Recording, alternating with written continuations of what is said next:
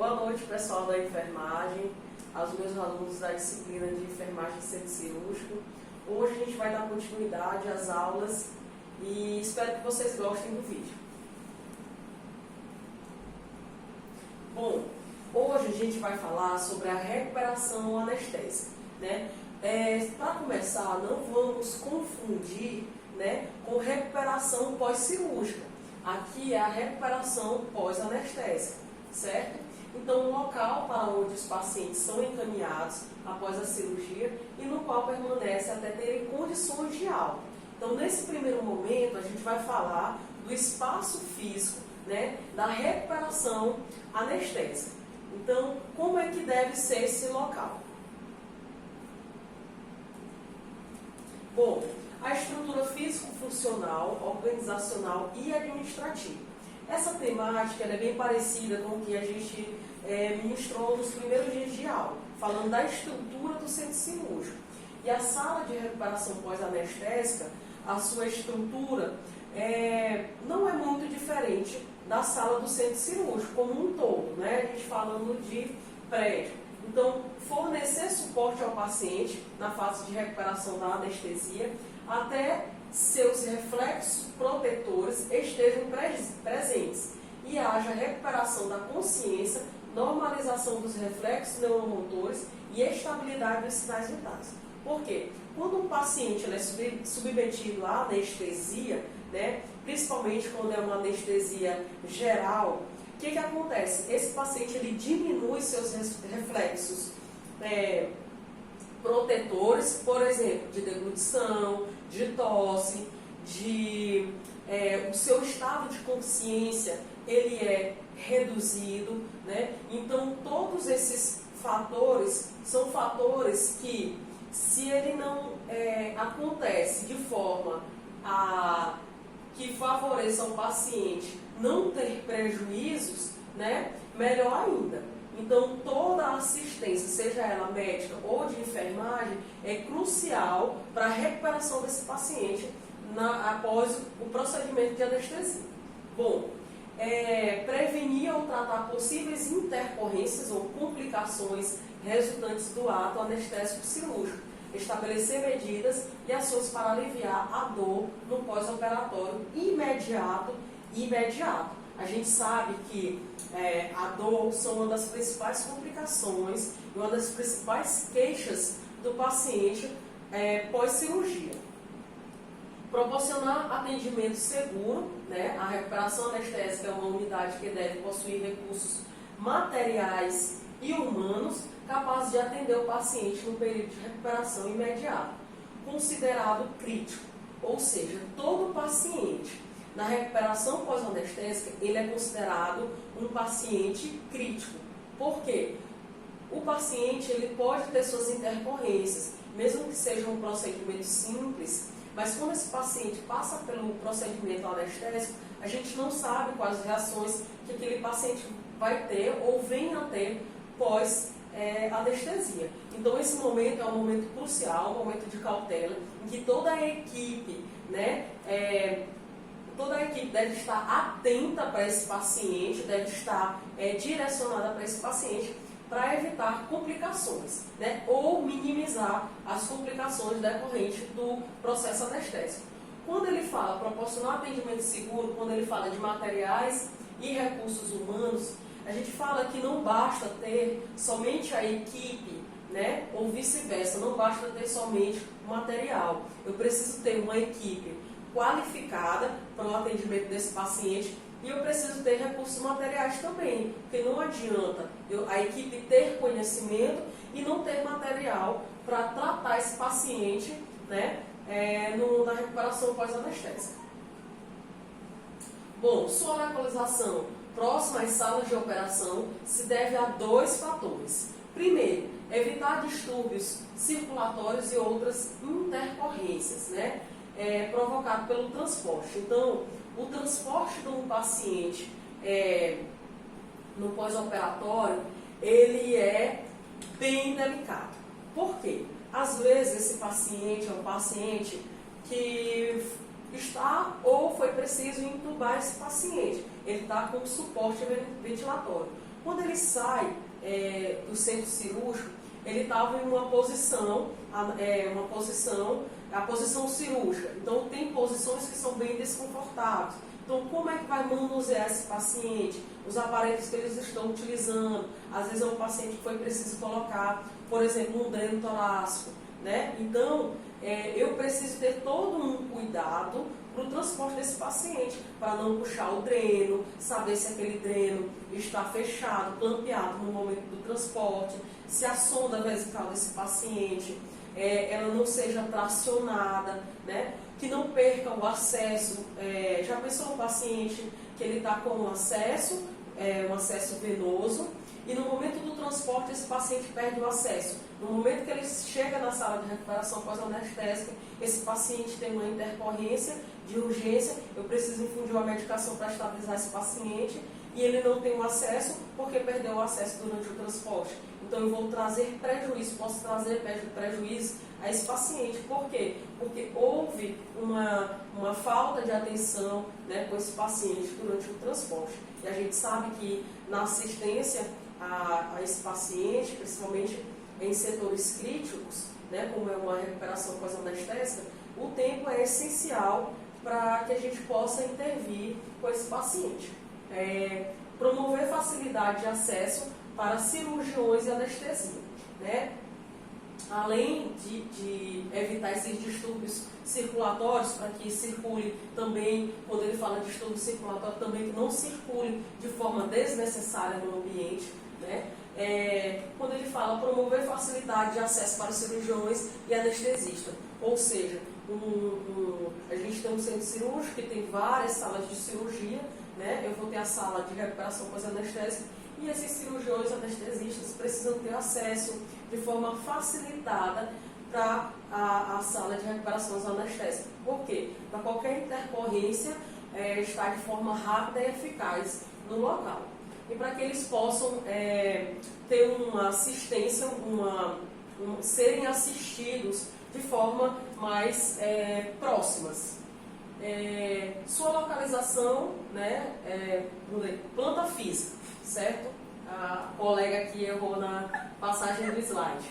Então, assim, planta física, forma retangular ou semicircular, né, para que a gente possa ter uma melhor circulação das pessoas dentro do centro cirúrgico e da sala de recuperação anestésica, que a sala de recuperação anestésica ela faz parte do centro cirúrgico, área que permita facilidade de locomoção das equipes, né, como eu já citei anteriormente, posto de enfermagem centralizado, sendo uma para cada 12 leitos de RA. Então, um posto de enfermagem, ela pode supervisionar no máximo 12 leitos de recuperação anestésica. Passando disso, eu preciso de um segundo posto de enfermagem. Leitos colocados lado a lado, com 2 macas no mínimo, sendo o número de macas igual ao de salas cirúrgicas mais umas. Ou seja, se eu tenho um centro cirúrgico, eu tenho 5 salas, né, 5 salas de cirurgia, eu preciso ter no mínimo 5 leitos mais um leito extra, né, mais uma maca extra, certo? Ambiente calmo e agradável, sem ruídos desnecessários. Um paciente que ele sai de uma cirurgia, né, está se recuperando de uma anestesia, esse paciente precisa de um ambiente calmo, com baixa luminosidade, sem ruídos desnecessários. Por quê? Todo esse paciente, todo o sistema sensorial dele estava reduzido. E esse paciente está voltando aos poucos a ter todos os seus sentidos, né, voltando aos poucos. Então, o ideal para esse paciente é que seja um ambiente calmo e agradável, para que não haja agitação do paciente, para que evite ele ficar falando, para evitar esse paciente desorientar na recuperação pós-anestésica. O piso, teto e paredes de acordo com as mesmas especificações descritas para o centro cirúrgico, ou seja, paredes com cantos arredondados. A gente não pode ter esse canto comum, por exemplo, das paredes da nossa casa, para que não acumule micro-organismos patogênicos, né? Esse canto arredondado, ele facilita a limpeza do centro cirúrgico, né? O chão, evitar grandes espaços entre um piso e outro, então que esses pisos sejam o mais liso possível, para que não haja acúmulo de micro-organismos, por exemplo, no chão. Então todas as especificações, as janelas, devem ser janelas lacradas, vedadas, para que não haja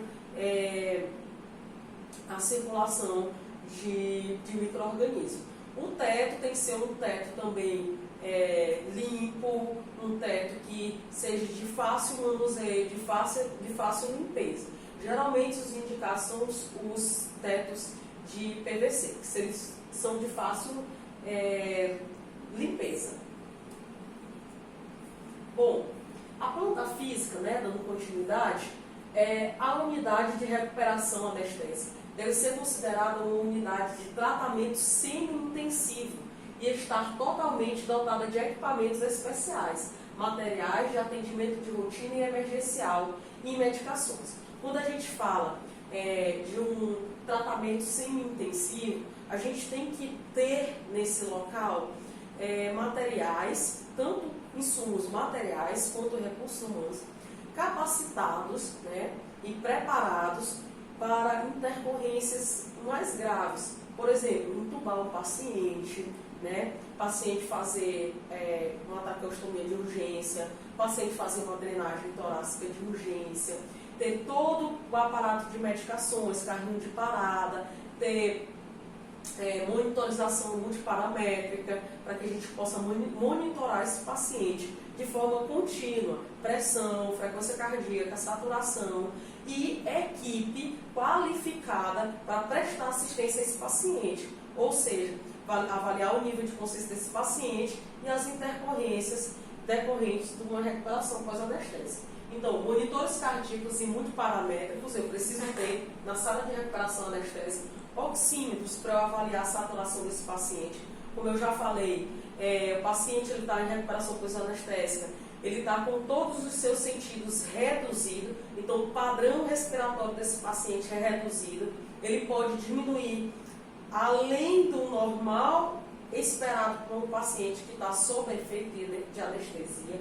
Então eu preciso monitorar os parâmetros, todos os parâmetros desse paciente. Eletrocardiógrafo, né? Eletrocardiograma, caso o paciente tenha alguma intercorrência, eu posso fazer o eletrocardiograma nesse paciente. Respiradores artificiais, caso eu precise acessar uma via aérea avançada, né? Precise entubar esse paciente, então eu preciso ter esses respiradores artificiais e todo o seu material, ambu, fio guia, luva estéreo, medicações que possam me facilitar a intubação desse paciente. Desfibrilador, cardioversor, caso eu precise, o paciente faz uma fibrilação, eu preciso chocar esse paciente, então eu preciso ter disponível na sala de recuperação anestésica um desfibrilador. Aspirador portátil, paciente, como eu já falei mais uma vez, sai da recuperação anestésica, todos os sentidos dele estão inibidos. Então, às vezes, o paciente ele pode ter um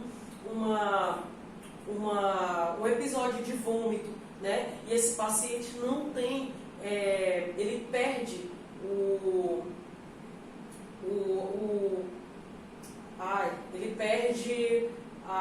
reflexo, né, de expectoração. Então, perdendo esse reflexo de expectoração, esse paciente ele pode broncoaspirar o vômito. O que é isso? Em vez dele engolir e ir para o sistema digestório, para o estômago, ele vai lá para o pulmão. Então, esse paciente ele pode causar uma pneumonia broncoaspirativa. E eu não quero que esse paciente tenha uma pneumonia. Então, eu preciso aspirar esse paciente para que ele não venha a broncoaspirar esse vômito, por exemplo, né? E paciente, às vezes, secretivo também, durante a anestesia, esse paciente ele produz um excesso de saliva e ele pode, essa secreção, ir para o pulmão, né? Porque ele está sem o reflexo de deglutir, então eu posso facilmente Então esse paciente fazer a deglutição. Às vezes é uma cirurgia na cabeça, no pescoço, tem a presença de sangue, eu preciso aspirar, né? Tem um paciente que vai fazer uma cirurgia, uma laparotomia, vai fazer uma cirurgia na região abdominal, tem presença de muito sangue, então eu preciso aspirar esse sangue da cavidade. Então, lá no centro cirúrgico, na sala de recuperação anestésica, eu preciso também ter um aspirador portátil. Material para intubação, suporte para oxigenoterapia. Às vezes o paciente ele sai do centro cirúrgico, no momento que ele está em recuperação dele, ele cai a saturação. Por quê? Porque a anestesia, ela deprime o sistema respiratório. Então, a maioria dos pacientes, eles precisam de um suporte de O2. Né? Ele não está com os movimentos de inspiração e expiração eficazes. E aí, às vezes, o paciente cai a saturação dele para 90, 89. E aí, eu preciso ter um suporte de oxigênio para esse paciente. Seja ele por um catéter nasal, uma cânula nasal, máscara de Venturi, máscara de reservatório. Então, eu preciso ter todos esses, além dos respiradores artificiais, que são as vias avançadas de suporte de O2, né? Então, a oxigenoterapia, eu preciso ter todos esses materiais e suporte para esse paciente. Bom, os recursos humanos, a recuperação anestésica é uma unidade de atendimento a pacientes críticos e o médico anestesiologista é responsável por acompanhá-los até a sua alta, seja para o quarto, seja para outro destino.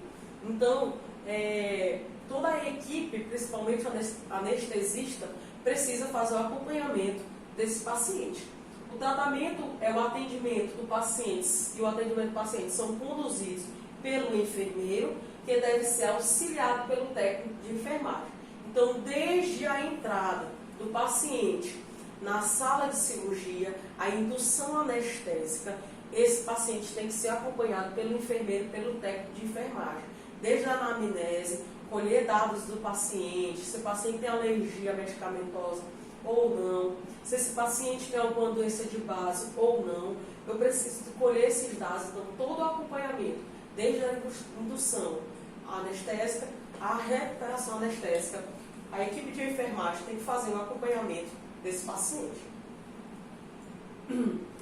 Então, especificadamente, quais são as funções do enfermeiro na sala de recuperação anestésica, na recuperação anestésica? Fazer exame físico dos pacientes, principalmente na admissão e na alta da recuperação anestésica. Então, a gente sabe que qualquer paciente que a gente vai prestar assistência, precisamos fazer o exame físico desse paciente.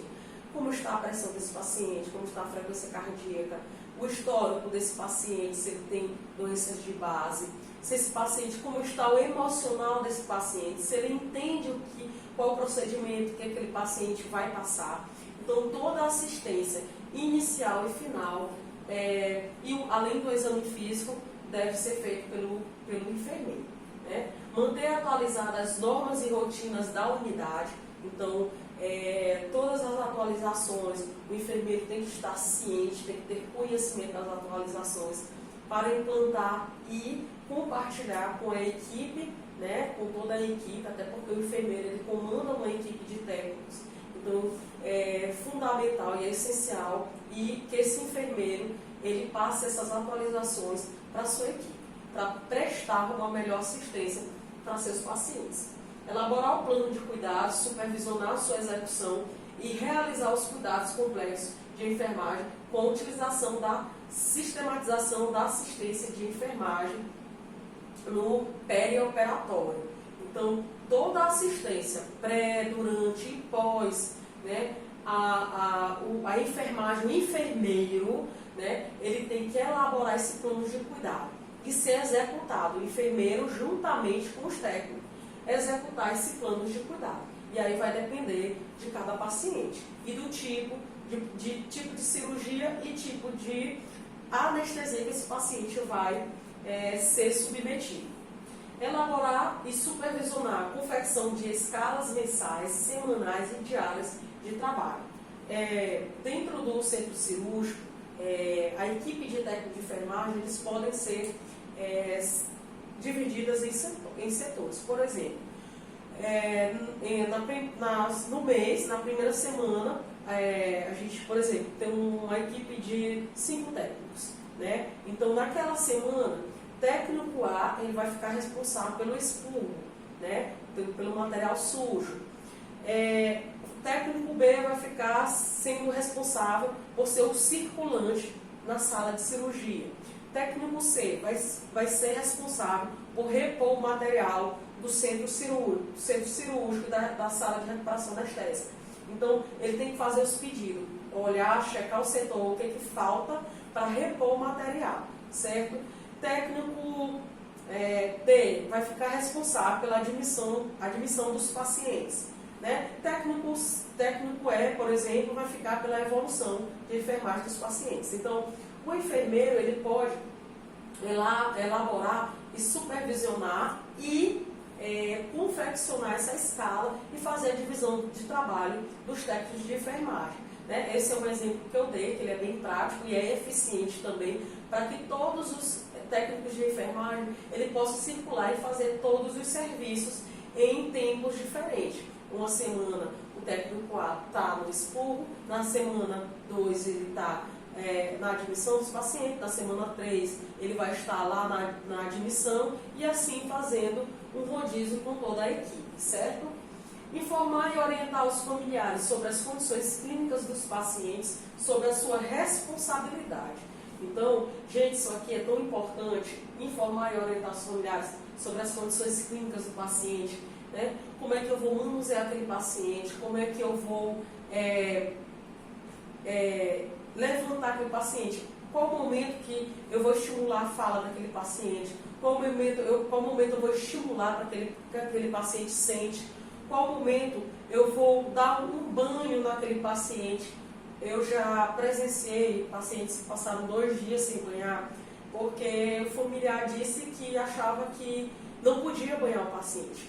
Então, isso não pode acontecer. A gente sabe que a higiene corporal ela é fundamental para que o paciente, principalmente pós-cirúrgico, ele não venha desenvolver uma infecção, né? Então, por conta da falta disso aqui, de informar e orientar os familiares, né, acontecem essas coisas que tão simples, mas que para o paciente faz muita diferença, né? Imagine você, pós-cirurgiado, 2 dias sem tomar banho.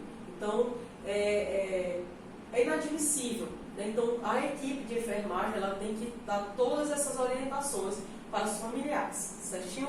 Como é que vai manusear o dreno, como é que vai manusear a sonda no momento que vai levar aquele paciente para caminhar. Aqui, por exemplo, o paciente está com uma sonda vesical de demora, foi colocada no centro cirúrgico, o paciente sai de lá, aquele paciente nunca foi colocado uma sonda, os familiares nunca viram aquilo ali, não sabem manusear. Aí a gente tem que orientar que aquela sonda não pode ser elevada acima do nível da cintura, para que a urina não volte, evitando infecções.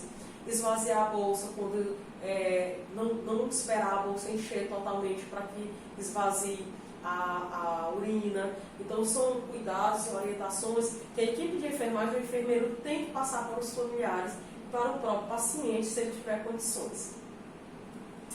São tarefas do técnico de enfermagem da recuperação anestésica.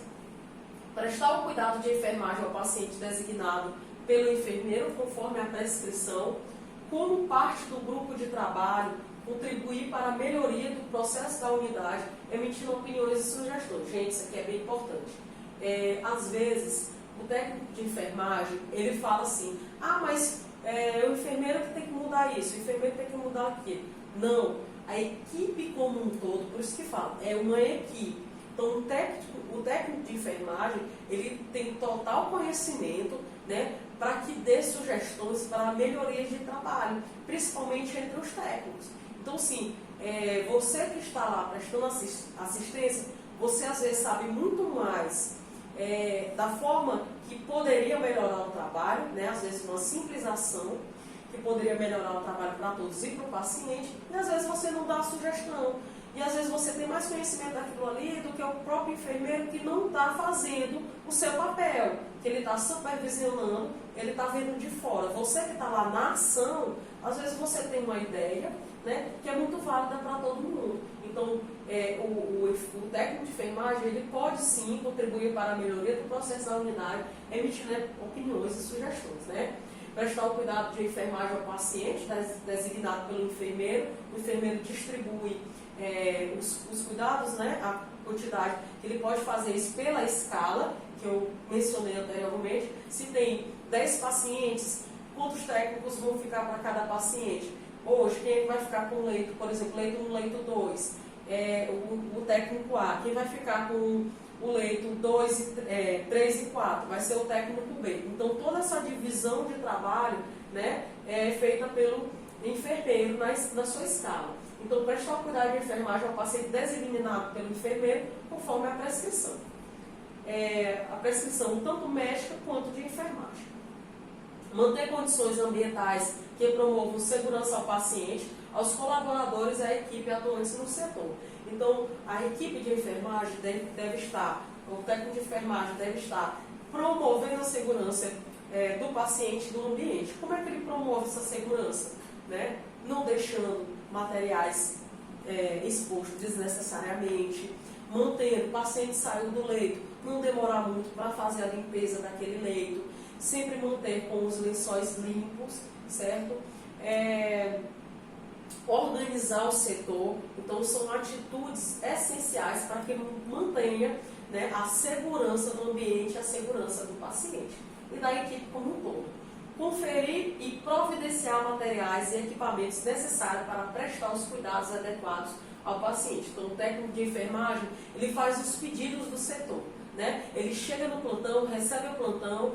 Um dos técnicos de enfermagem já podem ir fazendo a vistoria do setor, ver o que está faltando, porque foi usado materiais no plantão do colega anterior, né, no turno anterior. Então, já ir anotando quais são os pedidos, a quantidade de materiais, quais são os materiais necessários e emitir esses pedidos tanto para a farmácia quanto para a CNE, né, que é a Central de Material Esterilizado, para repor os materiais, certo? Então, conferir e providenciar materiais e equipamentos necessários para prestar os cuidados adequados ao paciente. Já pensou, um paciente sai da sala de cirurgia, vai para a recuperação pós-anestésica, esse paciente precisa de um suporte de O2 e lá não tem catéter nasal, porque esqueceram de fazer o pedido.